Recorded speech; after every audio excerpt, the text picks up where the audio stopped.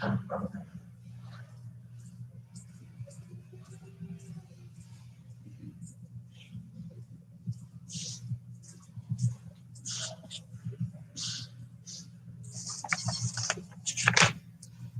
afternoon and welcome to all the viewers to the channel West Counseling. I, Dr. Puspalata Mahapatra. Today we will discuss the topic Valuation of Securities, which is under the Unit 1 of the Financial Management. Before starting my topic or my class about the valuation of securities, I would focus why this topic, valuation of securities, is very important to all the investors, including the individual investor, including the corporate sector investors, including the foreign financial investors also. Basically, there are three questions arise everyone's mind before investing in any of the shares or securities. How investor will select the best stock or best share, how investors will know which stock value will rise in the near future, so it is worth to invest in that stocks or shares. Either value of stock is overvalued or undervalued or exactly valued. These three questions will be addressed. We'll get the solution if we'll go through the topic valuation of securities. To know the answer, my today's class is all.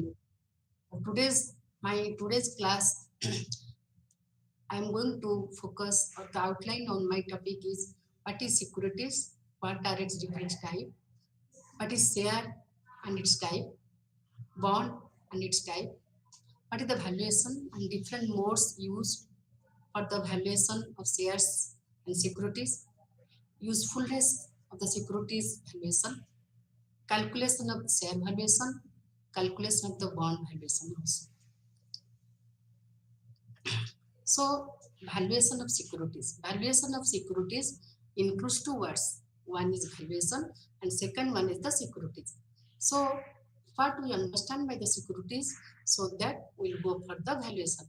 Securities means a document through which all the parties involved will secure themselves. In the layman's language, if we'll go for the meaning of the securities, it is just like a document through which the issuer as well as the investor both will secure themselves by realizing into the monetary value. Securities is a tradable financial asset which commonly refers to any form of financial instrument. It's a tradable financial asset. So when we're talking about the securities, it includes many types of securities. It includes either stocks or debentures or bonds or a derivative. But either it may be stock or bond or share or derivative, all are the financial asset that too they are tradable. The stocks are tradable in the stock market or in the secondary, otherwise known as the secondary market. Derivatives are traded in the derivative market, and all other bonds are also to trade the bonds. There are also the secondary market is there. So securities means the tradable financial asset which commonly refers to any form of the financial instrument. So financial instruments, when we are talking about the financial instruments are those instruments which are financial in nature and which may be short term and which may be long term. When we are talking about the long term financial instrument, those who are issued, those whose longevity period is more than 1 year and they are traded in the financial market, that financial instruments can be termed as the long-term financial instrument. For example, the shares, the debentures, the bond, which are issued by the issuer and which are traded in the financial market like the stock market, like the primary market. But when we are talking about the short-term financial instrument, these are also the financial instrument. They are involved in the financial transaction. They can be sold and they can be purchased. But here, it is different from the long-term financial instruments like that. Here the longevity period, the maturity period of that financial instrument is limited up to maximum 1 year. That's why any tradable financial instrument, either shares, stocks, bonds, debenture, derivative, when they are traded in the stock market, we can say that the securities are traded. Again, according to the Securities Contract Regulation Act 1956, a security is fungible, negotiable financial instrument. Fungible means it can be exchanged with another instrument. It is negotiable means the ownership of that financial instrument can be changed and having a financial value. So that can be termed as a securities under the Security Contract Regulation Act 1956. So that securities categorically divided either debt securities or equity securities or owners securities. When we are talking about the debt equity securities, then what are the things are coming? What are the financial instruments that are coming under the equity security, like the common stocks or derivatives? Common stocks means either equity share or preference share, and derivatives means derivative is also the financial instrument which are taken form in the form of a contract. So it may be future, it may be option, it may be swap, it may be forward. Derivative, why its name is derivative? When the underlying asset, the derivative valuation can be done, the price of the derivatives is based on the its underlying asset. The underlying asset may be share, may be debenture, may be the commodities, may be the foreign exchange rate also.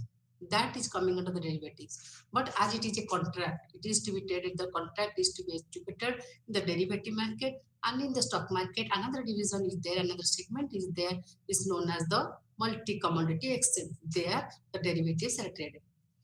When we are discussing about the different securities, equity securities, it includes the common stocks and derivatives. Another type of securities also there, that is the hybrid securities. Hybrid securities means it is somehow, it is like the debt security, like debenture bonds, somehow it like shares also. It takes some of the features of the debt securities and some of the features of the equity securities. That's why its name is the hybrid securities. Under hybrid securities, what are the coming under the hybrid securities? Like different share warrant, they are coming under the hybrid securities. And the share warrants means the warrants will be issued by the company with a condition that that can be converted into equity shares at any point of time. That's why their name is the derivative. Their name is the share warrants. So equity securities, hybrid securities, then the other type of securities are the debt securities. Under the debt securities, what are the things coming? Under debt securities, bank notes, bonds, and debentures are coming. So here, securities includes equity shares, preference shares, derivatives, bank notes, bonds, and a debenture. So after knowing the securities, then our question will be valuation of the securities. What and why stock valuation or securities valuation? What we understand by the stock valuation? Stock valuation is the answer, gives the answer to the question how investors will select the best stock. There are many stocks are available and traded in the stock market. So as an investor, prospective investors, how will select the best stock? Best stock means which are performing well in the stock market, for which more demand is there. It floats in the market with higher market capitalization. So what are these stocks? How the investors will know? How they can know which stock value will rise in the due course? Suppose the Infosys shares are issued in the market, in the IT sector. IT sector, many companies are there. So if TCS and Infosys shares are traded in the stock market, then we have to make a comparison which stock value is going to rise in the future, near future. So that for that, if the market price is not available, not reliable also, then the question is how the value of this security. Sometimes some of the shares are not listed in the stock market. That time their price will not be available publicly. So that time how we know what is the value of the shares of that particular company whose shares are not listed in the stock market? Okay, so that's why these two give the answer to these following questions. To know the best stock, to know the which stock value is going to rise in the due course in the near future, and when the shares are not listed in the stock market, how we can value the price of that particular shares, the valuation is required. That is why, that is for this reason only the valuation process is required to be done, to be performed by the prospective investors. The prospective investors may be the individual investors, maybe the corporate sector, maybe the financial institutions, maybe the foreign institutional investors also. Then what and why valuation? What we understand by the valuation? Valuation is the process of determining the worth of an asset or company and gives idea either over or undervalued or correctly priced. So valuation is the process through which we can value. We can value the assets of any company. Like land and building, we can value the physical assets like land and building. We can value the physical assets like machinery. Like goodwill can also, though it is a tangible asset, goodwill can also be valued. Like that, we can also valuation can be done for the securities also. So that means valuation is the process to determine the worth of an asset. Here the asset is the physical, here the asset is the financial asset like securities. So by going through the valuation process, the investors can get an idea either the securities for which is going to purchase either overvalued or undervalued or correctly priced. Valuation provides the prospective buyers with an idea how much they should pay for an asset. The prospective buyers or investors, before purchasing the asset, financial asset like securities, if they will go for valuing the share, then they can know either it is worth to purchase that share or worth to sell the shares. So again, we can say valuation is the process to estimate the approximate value or worth of an asset. The asset may be business, may be equity, fixed income security, or commodity, or a real estate, or the other assets. Valuation depends upon its future value, future cash flows that come with an asset for its value. So value is what an asset is worth today in terms of its potential benefit. That on the basis of the valuation can be done the basis of value. Then what is value? Value is what an asset is worth today in terms of potential benefits. So after knowing the securities, knowing the valuation, then we can go for proceed to know the securities valuation or valuation of securities.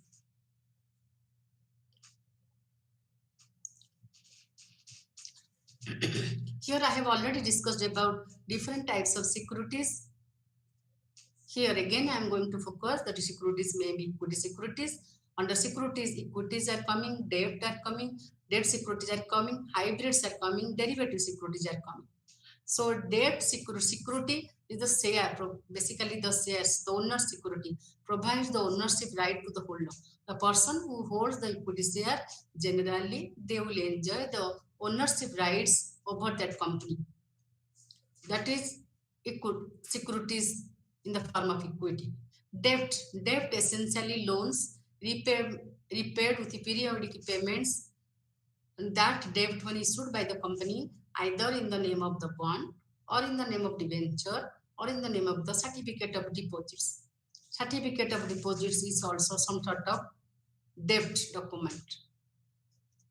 So then when we are talking about the debt as a security, debt securities represents borrowed money that must be repaid with terms that stipulate the size of the loan, interest rate, and maturity or a renewal date. When a debt security, either in the form of debenture or in the form of bond, will be issued by the issuer may be the government, the issuer may be the corporate sector. When the bonds, when the debt instruments, debt securities are issued by the government, public sector government, then that is known as the bond. When that is issued by the private sector companies, it is necessarily known as the debenture. So debenture is also a securities, and through that issuing that debenture, the issuer can borrow the money which must be repaid within a stipulated time with interest. That's why the maturity period will be given, rate of interest will be given, and when that will be repaid by the company, that date will also be given. So when after equity securities, debt securities, hybrid securities, already I told that hybrid securities, which combine the aspect of debt as well as equity. The preference share, it is somehow like the equity share, somehow like the debenture. It carries some of the features of the equity share and some of the features of the debenture. Preference share will be preference, will add the name preference within the shares name is there. So preference will be given with payment to the interest and with redemption of the share capital to the preference shareholder. So preference share warrants, then bonds, corporate bonds are generally, convertible bonds are generally coming under the hybrid form of securities.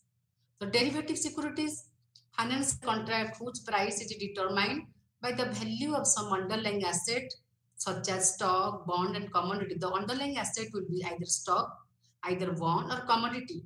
On the basis of that, the issuer as well as the purchaser and investor, they will enter into the contract in the name of the derivative contract, and under derivative contract, futures, option, forward swaps are there.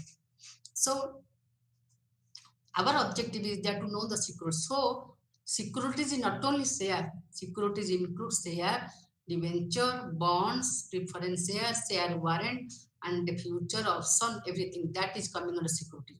So, and the valuation is very much important and needed to all the prospective investors, including the individual investors, including the corporate sector investors, or the corporate investors, or the foreign institutional investors.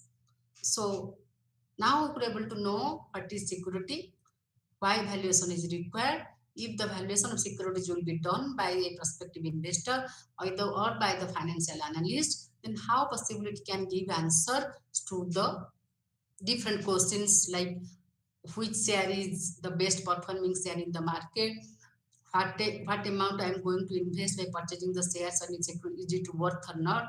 Then if it is not listed in the stock market, what should be the price of a particular share, or what should be the price of securities, then that all the answers we can able to get if we go for the valuation of securities. So after knowing the securities and why valuation is needed and what we understand by the valuations, let me discuss about what are the different methods used by the financial analyst, by the financial advisor, or by the institutional investor or prospective investor. What are the methods generally used for the valuation of the securities? For the valuation of the securities, generally, basically two methods are available. Under two methods, many other methods are there, but first these primary methods of stock valuation is confined to absolute method and a relative method. Then under absolute method, what we understand right under the absolute method. Absolute method of stock valuation relies in the fundamental analysis of a business and based on various financial information derived from financial statement like cash flow, dividend, and a growth rate of that particular company. So absolute method is generally related with the fundamental analysis of the business of the company. While doing the fundamental analysis of the business of the company, so various financial information is needed. What is that financial information? Maybe the financial statements like profit loss account, balance sheet, income statement, that is required, a cash flow statement, funds flow statement, that is required. Then on the basis of the dividend, how much dividend the company is giving this continuing year, in the last years, or the previous years. Then what is the growth rate of the particular company? On the basis of these data, the company can go for absolute method of valuation of the securities. Absolute method. This is based on the fundamental analysis of the company, getting the data related to the company. So after the absolute method of valuation, Then next one is the relative valuation method. What is relative valuation method? Relative valuation method involves comparing significant financial ratios of similar companies. If under pharmaceutical company, there are many companies are there which are similar in nature. So when there, if the comparison will be made in the similar nature companies, the similar nature either with respect to the dealing with the similar products or with the investment of capital, if the on the basis of the large cap company or small cap company, some similarity is there. If some financial ratios will be calculated, then by making a comparison in between the two companies, the valuation can be made. And calculating PE ratio forms the cornerstone of the relative valuation. When the financial advisor are going for the relative valuation method, applying the relative valuation method for valuing the securities or shares, then generally what they use, the PE ratio, profit earning ratio. Profit earning ratio forms the cornerstone of the relative valuation method, and PE is ratio is less than its peer. Peer means the similar nature companies operating under the one industry, then we can say the stock is undervalued. If the PE ratio, price to earning ratio of a particular company is less than the price to earning ratio of another company operating under the same industry, or if both have the same similar nature of company, if PE ratio will be calculated among both the companies and a PE, price to earning ratio, is less than the other company, then we can say the valuation stock is undervalued of that particular company. So basically, absolute method depends on the fundamental analysis, taking the financial information from a particular company, the securities will be valued. But by following the relative valuation method, by comparing significant financial ratios, then like PE, price to earning ratio, and other financial ratios, liquidity ratio, those current ratio, like many ratios are there. If we calculate of both the similar companies, the different ratios, then only we can say either this company is undervalued or overvalued or exactly valued. Then the other methods, other than the absolute method and relative method, other valuation methods which are used by the financial analyst, by the company financial advisor to value the securities are dividend discount model, DDM, then dividend Conan model, that is DCM, comparable analysis, and PE ratio. So now the dividend discount model. Dividend discount model, DDM method, or DDM calculate the actual price based on dividend of the companies who pays dividend to its shareholder. It is only applicable to the companies who generally declines the dividend to its shareholder. So that time, the financial analyst, the financial advisor, they can follow the dividend discount model. Large corporation, those who pay dividend generally adopt this method for valuing their shares, for valuing their securities. So it is another method or model which can be used for valuing the securities, valuing the shares of a particular company. Next to DCM model, discount cash flow model. This method can be applied to wide range of companies that are not blue chip company and not paying the dividend. If some companies are there, that is, they are not so important, they are not appearing in the Sensex or stock market Sensex, they are not that much important on the basis of the market demand, on the basis of the share price, on the basis of the market capitalization, and not blue chip company, and they are not paying the dividend. For them, discount cash flow model is generally used, applied for valuing their shares and securities. The next to the discount cash flow model, the other techniques or other models used for valuing the shares and securities are comparable analysis, PE ratio, comparable analysis. What is comparable analysis? These companies compare different crucial financial ratios like PE ratio, price to earning ratio, price to book value ratio, EBITDA means it is also one of the parameter. By making a comparison in between the similar companies, we can value the shares like EBITDA, earning before interest, tax, depreciation and amortization. So under comparable analysis, the companies can take into consideration PE ratio, price to book value ratio, EBITDA. This valuation based on the concept that two similar assets must be the same price. If two similar financial assets of both the companies, either equity share or debentures, differs from each from one to another, then that time we can say either some companies share value is underpriced, some company share value is overpriced. So when we are talking about the different financial ratios like PE ratio means price to earning ratio. Price to earning ratio can be calculated stock price, then earning per share divided by the earning per share. Stock price, if the stock price is 200 and earning per share is 50, then PE ratio is equal to 200 by 50. P ratio is one of the important parameter, financial parameter to measure the financial performance of a company, to measure the profitability of the company. So like PE ratio, then EPS, earning per share.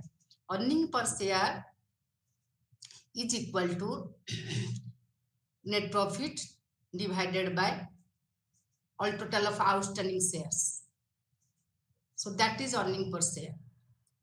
Total net profit. Net profit means after interest, after tax, after depreciation, after, then that will be known as the net profit.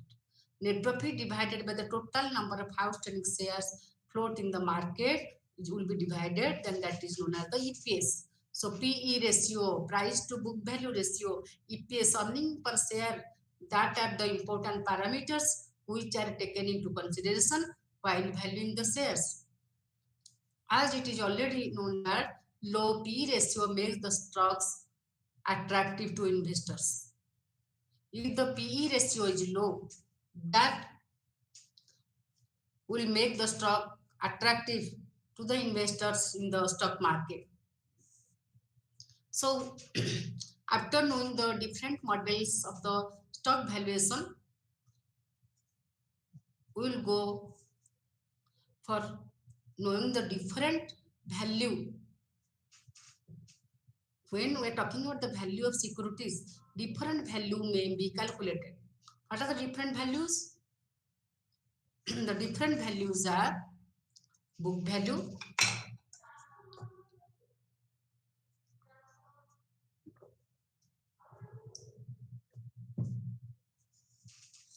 the valuation purpose of the securities and the shares or the stocks or bonds. Different value may be taken into consideration. The value may be book value, market value, going concern value, liquidating value, capitalized value, otherwise known as the economic value, which takes into consideration the cash flows, timing and risks. So these are the different value we can calculate for each and every securities for company also. First one is the book value. Book value. So when we are going for the valuation of securities, a student, the prospective investors should get the knowledge, should have the knowledge regarding the different value with respect to companies' stock valuation. First one is the book value. Book value followed by the market value. So what we understand by the book value? Book value of a share can be calculated net worth divided by the number of equity shares outstanding. Net worth of a company, if we will divide the total number of equity shares which are traded in the stock market, which are generally floating in the market, known as the number of equity shares outstanding. So net worth divided by the number of equity shares is equal to book value of share. Then how we can calculate the net worth? Net worth is equal to equity share capital, reserves and surplus, equity share capital plus reserves and surplus minus outsiders liability. Sorry, net worth is equal to equity share, reserves and surplus, or net worth is equal to book value of all the assets minus book value of outsiders liability. If we deduct the outsiders liability from all total of assets, book value of all total of assets, then that is net worth. Otherwise, in other sense, we can say net worth is equal to equity share capital plus reserves and surplus. Because as we know that the total of assets is equal to all total of liabilities which are represented in the balance sheet. So in the balance sheet, by preparing the balance sheet, we can able to calculate the net worth. So when we'll add all the assets, all total of assets, and we'll deduct the outsiders liability like debentures, like bank overdraft, like loans taken by the company from the outsiders. All these things will deduct from the total of assets. Then we can calculate the net worth. So after knowing the net worth, we can calculate the book value of share. Book value is equal to net worth divided by the number of equity shares. So book value, then exactly what we understand by the book value. It is an accounting concept in which assets are valued at historical cost and depreciated over the years. It can be given in the balance sheet or can be ascertained on the given information. Generally, the book value of all the assets are given in the balance sheet. So that is the book value. So before going to the valuation, we should understand what is the meaning of the book value. After the book value, the next one is the market value. Market value, what we understand by the market value? Market value means the price at which the shares are valued in the stock market. The shares are traded in the stock market on the basis of the demand and supply. So, current market price is the market value at which the assets can be brought and sold in the market. Market here means the stock market. Market price per share is always higher than the book value for the growing firms. What is shown as the value in the asset, that is the book value. Generally, for the growing firms, for the firms which have a high market demand, their market value will be high, at which price generally they are trading in the stock market. But in case a particular share is not listed share, or the company share are not listed in the stock market, then we cannot able to get the market value. This is not available. That is market value. So after the book value, market value, next value is the going concern value. There are different, I told that different values are there which are taken into consideration before valuing the shares. So going concern value is the value that a firm can realize if it is sold its business as a continuing and operating condition. If someone wants to sell the company, so whatever will be value, whatever valuation will do for that company to sell a company as a going concern, as a continuing operation, that time that value is known as the going concern value. Going concern value may be less than or more than the market value. Market value is something different when the shares will be valued and will be traded at a particular price in the stock market. That is known as the market value. But going concern value, when that business will be sold by the owners to another one, that time the valuation process will be started, and the valuation, when the valuation will be there, then whatever valuation will be calculated is known as the going concern value. And it is the value for the prospective buyer ready to pay when the valuation will be done and offer will be given to sell that business or the company as a going concern. And when the other party will accept that whatever amount the buyer ready to pay is known as the going concern value. Generally, going concern value cannot be exactly the market value. It may be something above and something below the market value. So going concern value depends upon the ability to generate sales and profit. If the company has more ability and it can go for growth position and it can go for more and more sales and can generate more profit in the future, the probability, the possibility is there, then accordingly the going concern value will be high. That time going concern value will be more than the market value. So book value, second one is the market value, and third one is the going concern value that we discussed. Next one is the, another two values are there also. One is the liquidation value, second one is the capitalized value. Liquidation value, if the company closes down its operation and the actual amount that can be realized when the asset will be sold, that is the liquidation value. Liquidation value of a equity stock is the actual amount that would be received if all the firm's equity shares were sold at their market value, liabilities were paid. So whatever sale proceed realized minus the liquidation expenses minus the liabilities, then that is the liquidation value. So liquidation value per share is equal to sale proceeds of all the shares minus the liabilities minus the liquidation expenses divided by the number of equity shares outstanding is known as the liquidation value per share.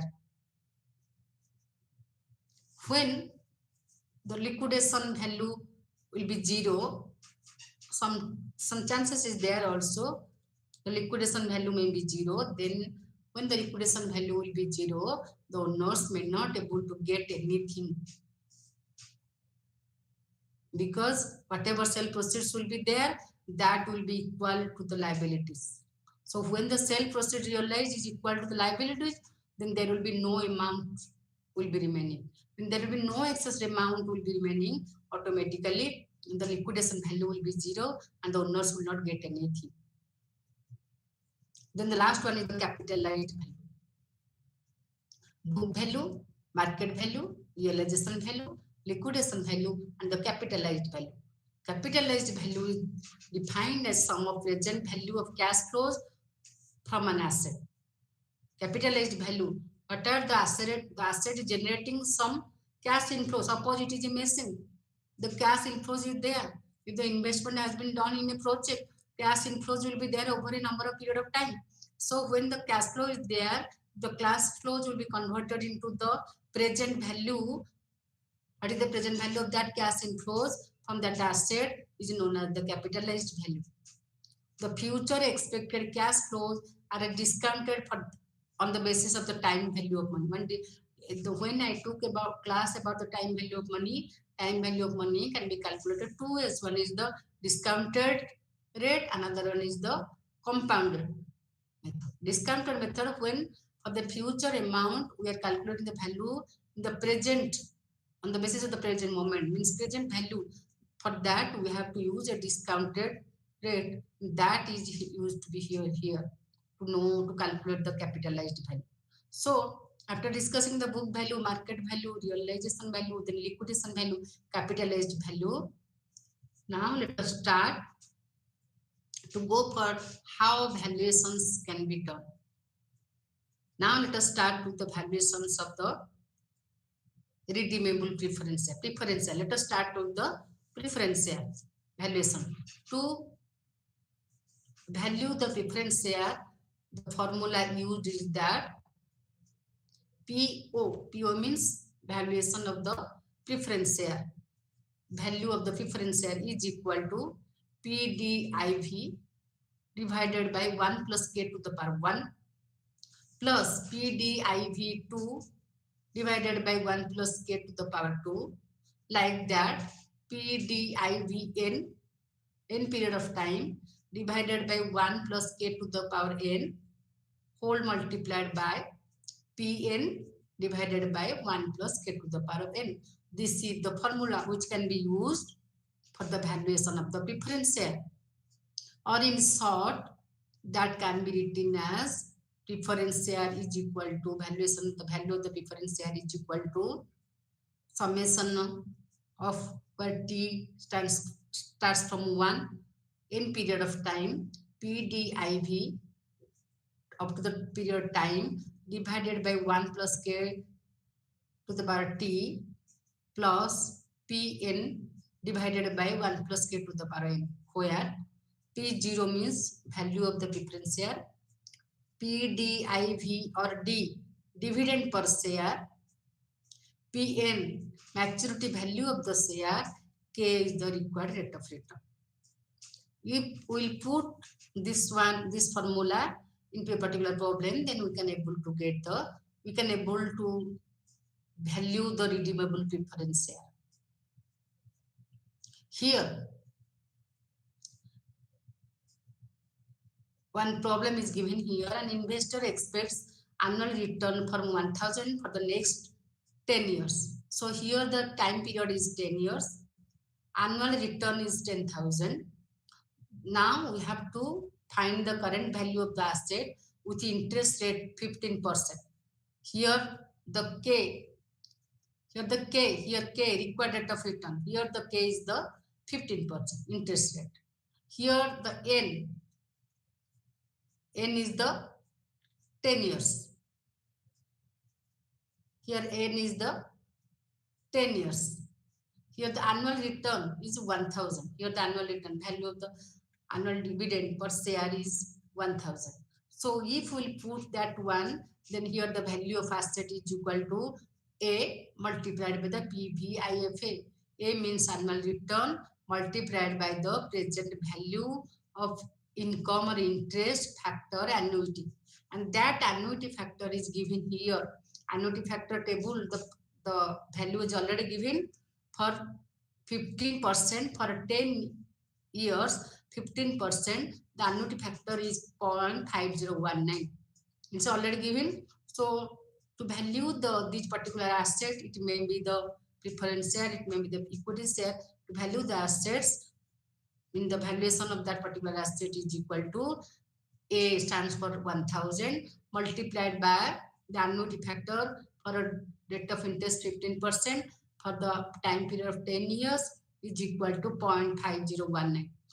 So 1,000 multiplied by the 0.5019, that stands to rupees 5019. If the investor is expecting 1,000 for every year up to 10 years and the rate of interest is 15%, now the today's value of that asset is only 5,019. 5,000, though we are getting over 10 years, we are getting 10,000, but still today the rate is 5019. By applying that formula, we could able to get the value. Again, another formula is given here. When two components are given, annual dividend cash inflows, amount at maturity, then we can calculate the valuation of we can value the redeemable preference share. Here it is given.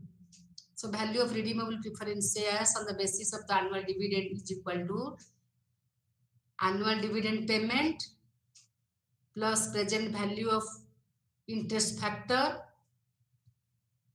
then we can able to get the value of the redeemable preference share. Example, face value of the preference share is ₹100, dividend rate is 10%, because the shares they get the dividend. Dividends basically it is declared by the company during the time to time. If the current market interest rate is 15%, maturity period is 50 years, then here it is calculated present value of interest factor annuity is equal to, the figures are given here, 5.019. Then PVIF present value of interest factor is 0.247. Then VPS is equal to 7489. So with that figure, value of preference share, if we apply the formula, then we can able to get 7489, 75 rupees 89 paise is the value of that preference share today. So by putting this one VD is the formula is given here. PVIFA here we have calculated 5.019 multiplied by the annual dividend. Here the annual dividend is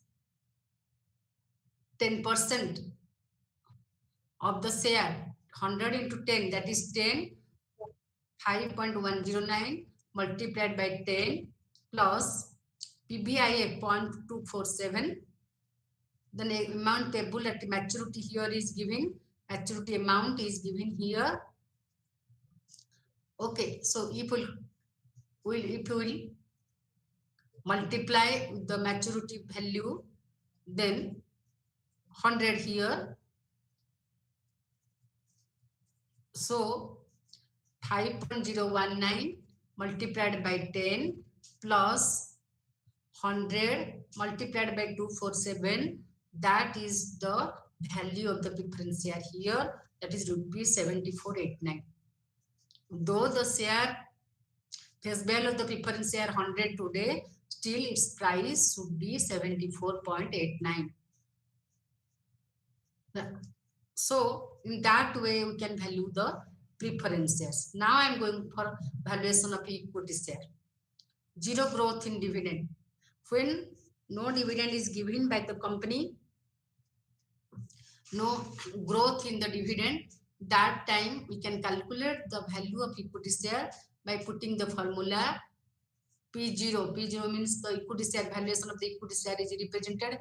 P0 is equal to D by KE. As you know that D is the dividend, K is the rate of return, PO is the price of the share.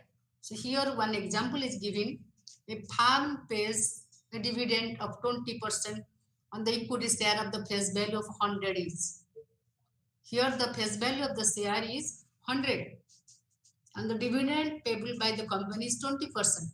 Find out the value of the equity share given the dividend rate is expected to remain the same and required the rate of return of investor is 15%. The investor is expecting 15%. Here the company or the firm pays dividend 20%. 20% will remain the same. And if the equity share face value is 100, then what will be the valuation of that securities? Kya hona chahiye? In this situation, the data is given K. K means 15%. How? It is required rate of, but the minimum rate of return hona chahiye by the expecters. That is the expectation of the investor. Required rate of return is 15%. D is 20%. 20% means 20% of 100 is 20 rupees. So here the dividend is 20. So therefore, the valuation of the equity share is equal to P0 is equal to D by K. D here is 20. K expected rate of return is 15. So 20 by 15 is equal to 133.33. 20 by 15 multiplied by 100. That is rupees 133.33. Though the face value of the share is 100, but if you will go for valuing the share, dividend equity share, then the value is 133.33 होना चाहिए. So the value of equity share should be rupees 133.33. So first we solve the problem for the valuation of equity preference share. Two type of preference share we did. Then the valuation of equity share, where is zero growth in dividend. Dividend remains the same. So in the beginning, I told you the different methods of valuation. So that method of valuation is generally we are using right now, and by applying that method, now we are trying to find out the value of securities. Then here another two examples I am giving. Valuation of equity shares. Another example.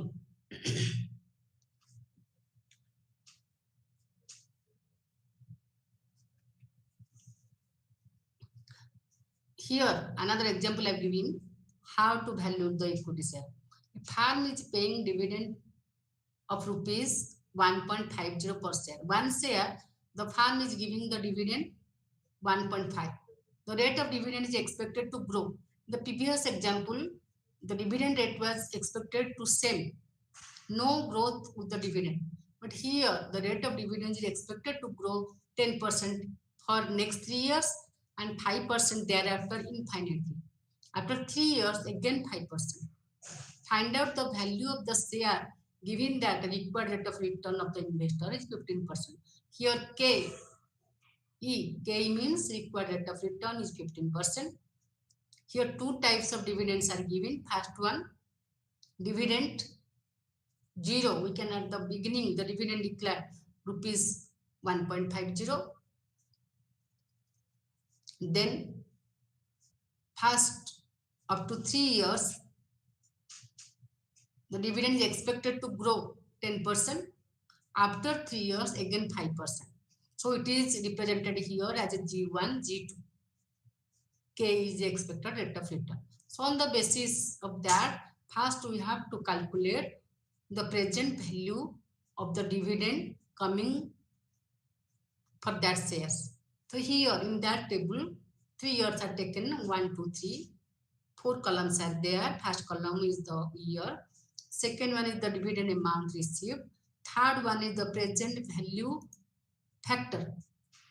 Present value factor, by utilizing that factor is already given in the table A of the calculation. The table is given.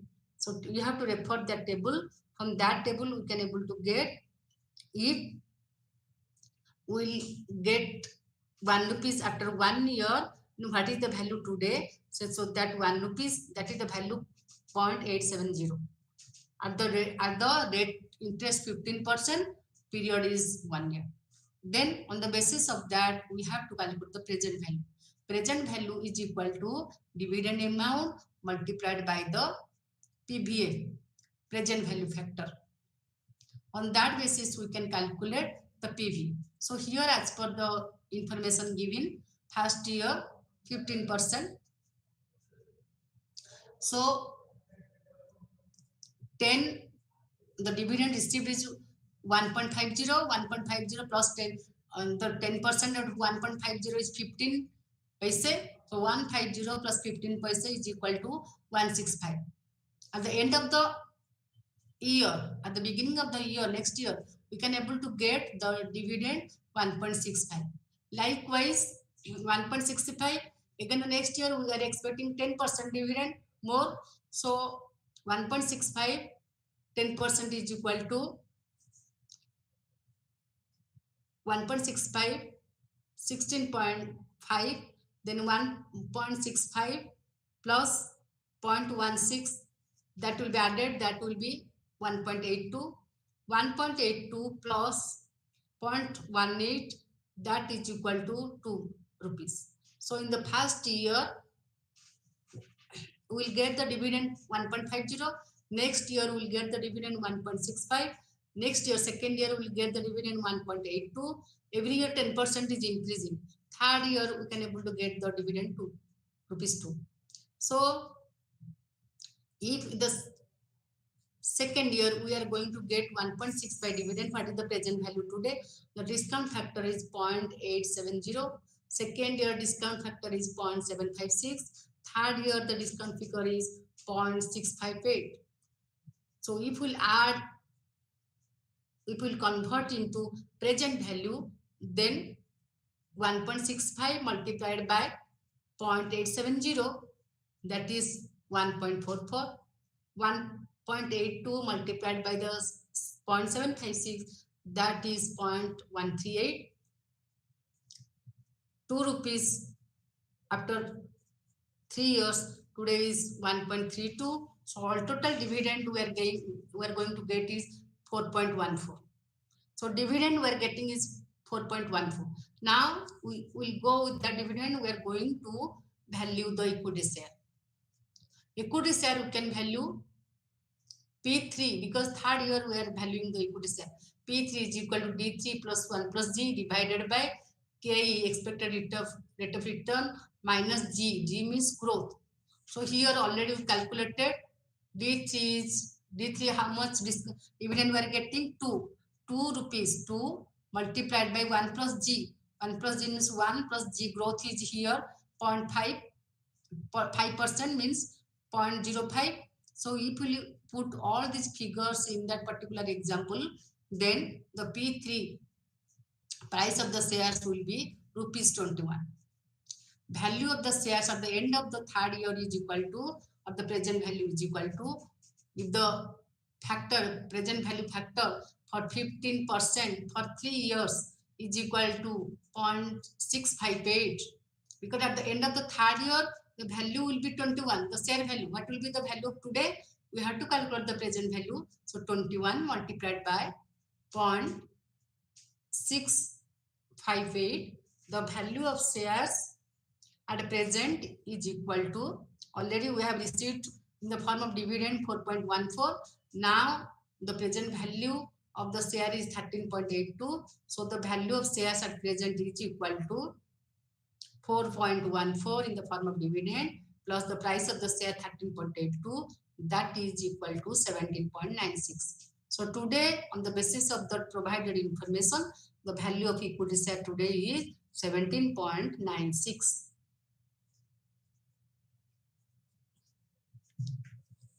So after knowing the valuation of equity shares, now I am going to talk about the valuation of a bond. So bond, otherwise known as the debenture. Suppose this is the example is given. The valuation of the bond, the formula we have to apply for the valuation of the fund is equal to I multiplied by PVIFA, present value, interest factor annuity for rate of interest and the period, plus F multiplied by PVIF, rate of return and number of period. So to calculate the present value of the debenture, here the as per the given data, the annual interest inflow is rupees 15, face value inflow at maturity is 100, and here the calculated value is given 5 years for 10%, 3.791. So on the basis of that information given, we can calculate the valuation of the debenture. So here the valuation of debenture will stands rupees 118.965. Though the value of that particular bond is rupees 100, we will calculate by applying the formula. Then the valuation of that particular bond will stands to rupees 118.965. So it is wiser, though here the bond is undervalued. So on the basis of that, our valuation indicates the higher value. So it is advisable for the investor that they can go for purchasing the bonds. Then another example I am giving.